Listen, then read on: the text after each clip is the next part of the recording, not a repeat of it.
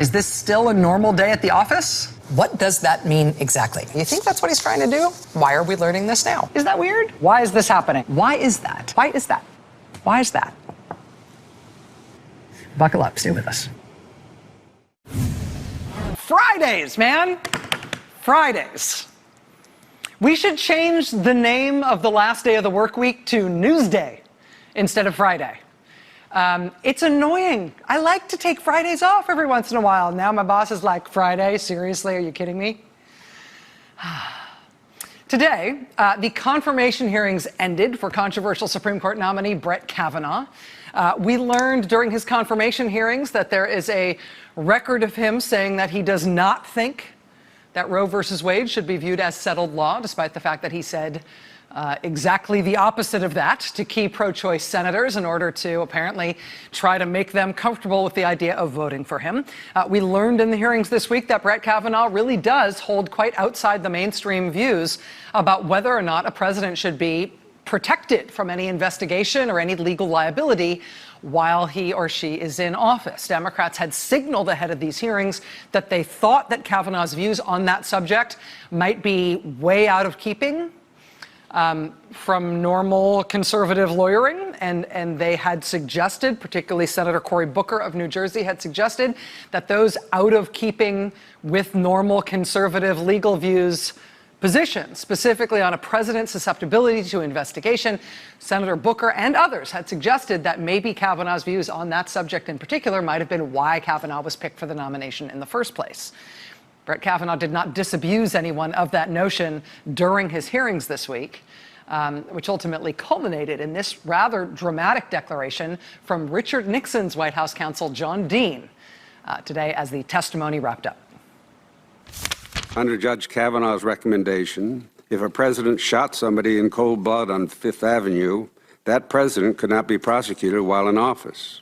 John Dean today, one of a number of witnesses whose testimony rounded out the confirmation proceedings, making these folks, these witnesses who we heard from today, sort of the fourth major character in the proceedings after Brett Kavanaugh himself and the senators questioning him.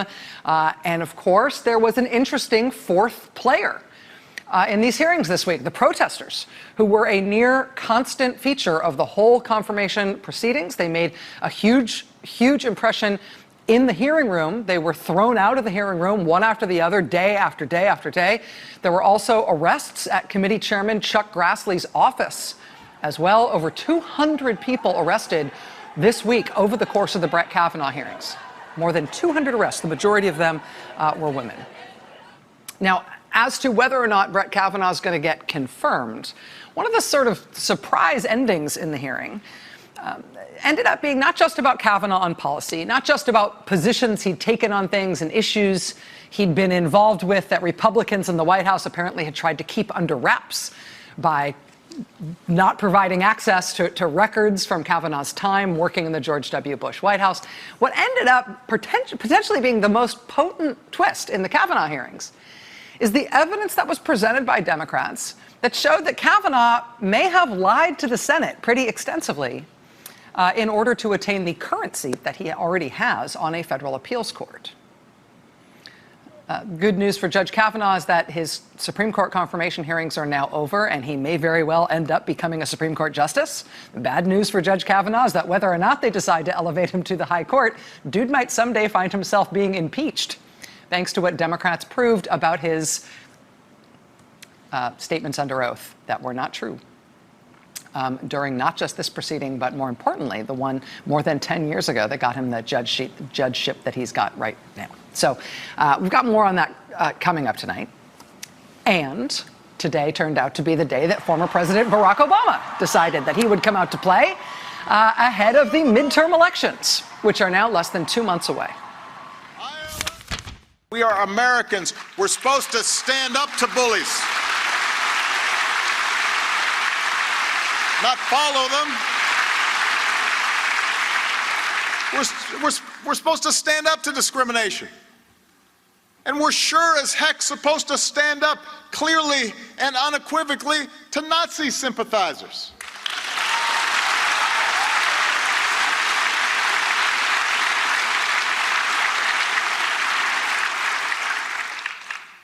How hard can that be, saying that Nazis are bad? President Trump says that he is going to campaign in these midterm elections way more than a president typically would, with approval ratings as bad as President Trump's are right now. Well, now we know, as of today, that President Trump's participation in the midterms will apparently be matched by a just as unusual decision by the immediate past president that he, too, will campaign in these midterms. Only his approval ratings are doing pretty swimmingly, both in absolute terms and particularly in comparison to President Trump. The headline there on the left is about Trump. You see it, trouble for Trump, disapproval at a high, half favor impeachment. On the right, the equivalent headline, except it's about President Obama. Americans rank Barack Obama as best president of their lifetimes. So they will both be campaigning for their respective parties during these midterm elections. Former President Obama will be campaigning tomorrow morning for Democrats who are trying to pick off Republican-held House seats in California. And he's going to be making specific appearances for specific candidates and groups of candidates, apparently, between now and the first week in November. But clearly he knows that every time he campaigns from here on out, it's going to be national news. And it is a rare thing for former presidents to do this, but President Obama has decided that he is not going to be shy about talking about his successor and controversies that are plaguing his successor. By the way, the claim that everything will turn out okay because there are people inside the White House who secretly aren't following the president's orders, that is not a check. I'm being serious here. That's not how our democracy is supposed to work. These people aren't elected. They're not accountable. They're not doing us a service by actively promoting 90% of the crazy stuff that's coming out of this White House and then saying, don't worry, we're preventing the other 10%. That's not how things are supposed to work. This is not normal. So these are extraordinary times. And they're dangerous times. But here's the good news. In 2 months, we have the chance, not the certainty, but the chance, to restore some semblance of sanity to our politics. 2 months to restore sanity, 2 months until the midterm elections, and between now and then, we will apparently be seeing a lot more of former President Barack Obama. 2 months till the midterms. And today, yet another member of the current president's campaign staff was in federal court. This time it was campaign foreign policy advisor George Papadopoulos, who was sentenced by a federal judge in Washington, D.C. today for lying to investigators. Because Mr. Papadopoulos had entered into a formal cooperation agreement with prosecutors when he initially pled guilty, there were early expectations that he wouldn't end up serving any jail time at all. But prosecutors did end up asking the judge to impose a custodial sentence on Papadopoulos because they said in the end, actually, he wasn't all that cooperative. The judge obliged prosecutors in that wish today. The judge ordered Papadopoulos to serve 2 weeks in jail. The judge said he had been inclined to give Mr. Papadopoulos a month in jail, but he cut that in half because he was impressed by Papadopoulos' remorse over what he had done. So George Papadopoulos impressed the judge with his remorse. He will do 14 days in jail, plus a year of supervised release, plus 200 hours of community service, plus a fine of $9,500. That sentence led to these ecstatic tweets from George's mom, Kiki Papadopoulos. It's amazing the number of people I've learned about who I never would otherwise encounter because of the criminal cases involving people close to the president and his campaign.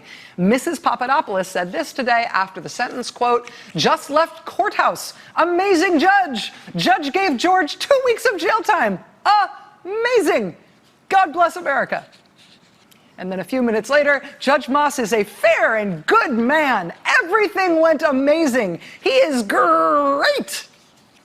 Like Tony the Tiger. Great. So George Papadopoulos will go to jail for a very short stint. A dude holding a Team Putin sign outside the courthouse did throw an orange jumpsuit at him, which landed on him outside the courthouse. His lawyers told reporters and told the judge inside the courthouse today that George Papadopoulos' lack of cooperation couldn't have hindered or obstructed the Mueller investigation nearly as much as the President of the United States had hindered the investigation himself. That was an interesting line of argument. Mr. Papadopoulos' lawyer also told reporters outside the courthouse today that he's pretty sure that the guy who told his client that Russia had hacked Democratic emails during the campaign, he's pretty sure now that that guy must have been a Russian agent. You said Mr. Mifsud was playing him. Who do you think Mr. Mifsud was working for? I have an opinion. I don't know what the intelligence agency's opinion is. My opinion is he was playing on behalf of Russia. So playing on behalf of Russia, George Papadopoulos' lawyer. That's, of course, about the guy who gave George Papadopoulos, during the campaign, advance notice that the Russian government really had stolen Democratic documents and emails to try to help Donald Trump win the presidency. Papadopoulos' lawyer today saying he thinks the guy who told George that was a guy playing on behalf of Russia. Maybe so, seems entirely plausible. But there's one other, I think, big thing that happened today with Papadopoulos, other than him getting his short prison sentence, that just seems important in terms of how the Papadopoulos aspect of this relates to the overall criminal case, right? How the Papadopoulos criminal part of this it fits into the larger Russia scandal and the president's potential legal jeopardy. Remember how we first learned about the importance of Papadopoulos here, right? Right before the new year, December 30th, New York Times broke this story, how the Russia inquiry began, a campaign aide, drinks, and talk of political dirt. That's how we learned on December 30th that the FBI, according to 4 sources, opened its investigation in the first place into Russian interference in the presidential election and whether or not the Trump campaign colluded with it. They opened that investigation in late July 2016. That's also where we learned why they did so. What was the occasion of them opening that inquiry?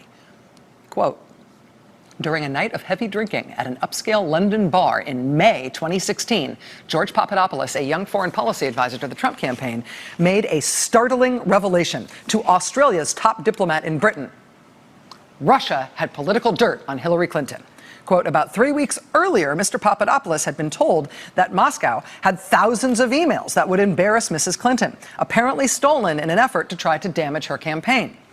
2 months later, when leaked Democratic emails began appearing online, Australian officials passed the information about Mr. Papadopoulos to their American counterparts, to the FBI.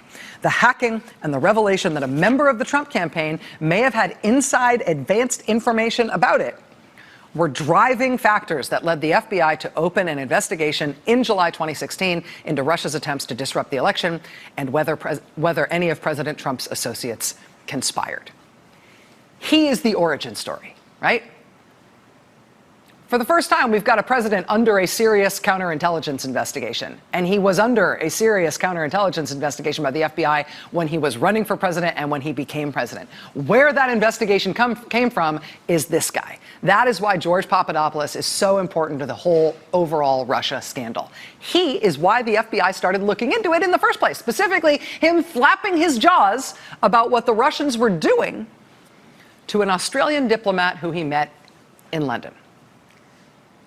And when it later emerged that this guy maybe wasn't just making that up because it looked like the Russians really had stolen a whole bunch of Democratic emails, how'd that guy know in advance? Australian government then told the FBI about that contact. That's the whole reason this guy matters. And today, on the day that guy was sent to prison for lying to the FBI about his role in this scandal, today, George Papadopoulos also recanted that central point.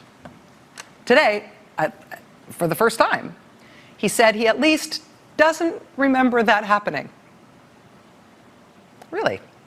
As soon as Mr. Papadopoulos was sentenced today, the New York Times published this interview with him, in which Papadopoulos basically says, yeah, he has no idea about that whole claim about him talking to the Australian guy. Can't remember anything about that. Look at this. This is Mark Mazzetti doing the interview. Mazzetti. Going back to the meeting with Alexander Downer, the Australian diplomat, what were you guys drinking? Papadopoulos, I think I had a gin and tonic. Mazzetti, did you drink a number of gin and tonics? How much did you drink? Papadopoulos, no, I think I had 1 or 2 drinks. I think Downer himself, in numerous interviews, kept explaining that we had 1 drink or 2 drinks. No one was drunk, as some articles stated that we might have been. At least I don't remember being drunk. I don't think he was drunk. I don't think his assistant was drunk. I think we had a couple drinks, that we were just talking. Mazzetti, in interviews, Downer has said that besides having 1 drink, he has said that you brought up the Russian dirt on Hillary Clinton. Papadopoulos, I don't remember talking about that with him at all. Mazzetti, so you don't remember at any point in that meeting talking about Russia dirt and Hillary Clinton? Papadopoulos, I don't remember that at all, actually. This is the whole origin story for the Russia investigation at the FBI. Papadopoulos is now like, Imagine, if you will, that George Papadopoulos is telling the truth here. That he honestly doesn't remember anything like that happening. And it's not that he doesn't remember because he was schnockered. He says he wasn't even drunk. He doesn't remember it happening. Maybe it didn't actually happen. If that's true, then the whole story, as we understand it, about how and why the FBI started investigating Russian interference and the Trump campaign potentially collaborating in it, that story no longer holds. Oh, I would like to know more about that then, please. And then, on top of all that happening today, tonight, Bloomberg News just dropped this. Trump executives face U.S. campaign finance probe. Trump executives means executives at the Trump Organization, the president's business. They are not commenting to Bloomberg News for this story, and nobody else has matched the story. And Bloomberg admits, even in their headline, that this is a one-source story, so caution. But what they are reporting here is that federal prosecutors in the U.S. Attorney's Office in Manhattan, federal prosecutors from the Southern District of New York, the same prosecutors who 2 weeks ago secured a guilty plea on 8 felony counts from the president's personal lawyer, Michael Cohen. Bloomberg News is tonight reporting that the same U.S. Attorney's Office that nailed Cohen is now pursuing a federal criminal investigation of the president's business on crimes related to what Michael Cohen pleaded guilty to. Particularly the 2 crimes where Michael Cohen stood up in federal court and said under oath that he had been directed to commit those felonies by President Trump in an effort to influence the election. Fridays. Fridays, I tell you. If this Bloomberg reporting is true, and executives at the president's business are now under federal criminal investigation, who does that mean that we're talking about here? I mean, how many Trump Organization executives are there really? It's not that big a company. If the president himself, as an executive, was involved in the alleged conduct that is now under criminal investigation by SDNY, how are SDNY prosecutors likely to handle that? He is, after all, the president. And again, if this new reporting is correct, is there anything that we can tell from the public record, say from the Michael Cohen case or anything else, about how strong a case this is likely to be and how serious the legal jeopardy might be here for the president, for his business, for other executives at his business, which we believe include his kids? Joining us now is Daniel Goldman, former assistant U.S. attorney in the Southern District of New York and a fellow at the Brennan Center for Justice. Mr. Goldman, thank you for being here. It's nice to have you here in person. Thank you. Based on this Bloomberg story, which again, I will give you the caveat again, NBC has not matched this story. McClatchy's out on their own on this. They've got a great track record on this story, and so I'm inclined to be interested in whatever they've got to say, but they're not even claiming more than one source. What would it mean for the Trump Organization to be under criminal investigation? What does that mean for a business to be under investigation? I really think that's just shorthand to discuss potential executives there. Okay. Companies are very, very rarely charged criminally, and when they are, it is when there's a systematic and methodical, intentional breaking of the law, like something like Volkswagen, where they tried to avoid emissions testing in a very methodical way. Or Enron, who was involved in a company-wide scheme to... Yes, okay. Better example. And in fact, that actually has, the fallout from Enron and Arthur Andersen has even put the skids more on criminal prosecutions of corporations. Made it even harder to do so. Yeah, but well, just the Department of Justice less likely to do so because it's so devastating to the companies if a company is charged. I do think what they're talking about here is the potential for more executives to be caught in the crosshairs of this campaign finance conspiracy that Michael Cohen has pled guilty to. That could be the person referenced in the Michael Cohen information as employee 2.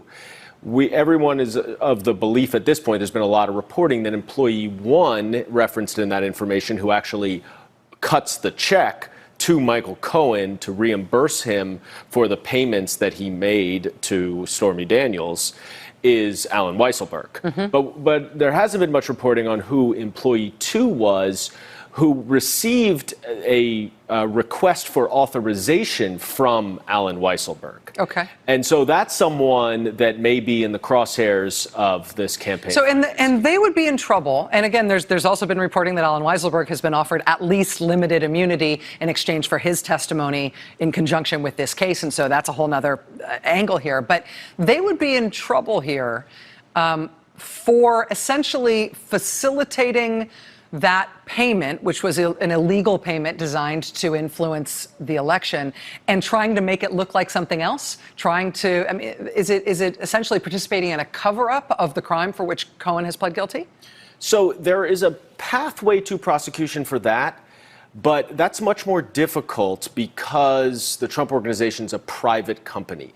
That's really like a books and records accounting fraud offense, which is often you'll see with public companies where they itemize something in a false way. They don't include the proper explanation for what an expense is. And the Michael Cohen information somewhat notably lays out in greater detail than necessary the cover-up, as you point out. If someone were to be charged, though, with campaign finance fraud, the conspiracy that Cohen pled guilty to, which is what Bloomberg is reporting, they would have to be in on the conspiracy that Michael Cohen pled guilty to. That it's designed to influence the election, that that it's being disguised as something else, that it is an illegal campaign contribution. Yeah, they had to know that the payment was made to silence Stormy Daniels in this case, so that the public did not hear about it, and that it was, as you point out, with the intent to influence the election. So they had to be in on that element of the conspiracy. That's right. Okay. And Donald Trump is the president of the Trump Organization. He has handed off, supposedly, control of the Trump Organization since he became president. But at the time of these alleged crimes, he was still, obviously, the principal executive at that institution. If he is implicated in this conspiracy, as Michael Cohen said he was in court, and he's implicated on the Trump Organization behavior side of it as well, if this is being pursued by SDNY now, as Bloomberg describes it. How does SDNY deal with the fact that one of the subjects or targets in this investigation is now the president? My guess is they kick it on down to Robert Mueller, who's going to be making any decision about what to do with Donald Trump, or at least they will consult with the special counsel's office. This is my hunch as to how these things work. My guess is that when this case was referred to the Southern District, there was an understanding that anything that was related to the president, because of the sensitivity of that and the legal issues surrounding whether a president can be indicted, would ultimately be decided by the special counsel and really ultimately by Rod Rosenstein, who is overseeing this part of the investigation. But they're not going to do anything on their own without consultation.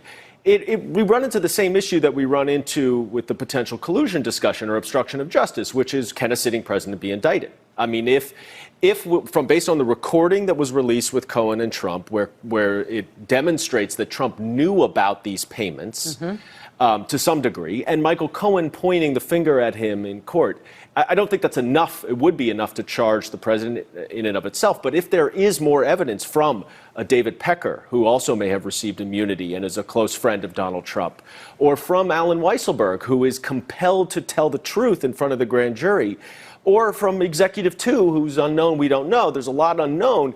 But Donald Trump could have committed a federal crime. We don't know that yet, but then we run into the same issues that we've been talking about with the obstruction of justice investigation in particular, as to whether a sitting president can be indicted or not. And if you're absolutely sure that he can't be indicted because he's president, there is a seat for you on the United States Supreme Court. Daniel Goldman, former assistant U.S. attorney in the Southern District of New York. Thanks, Dan. I really Thanks for having me. Here. All right. Much more to come on this Not Quiet at All Friday. Stay with us. The topics we cover on MSNBC every day, they're driven by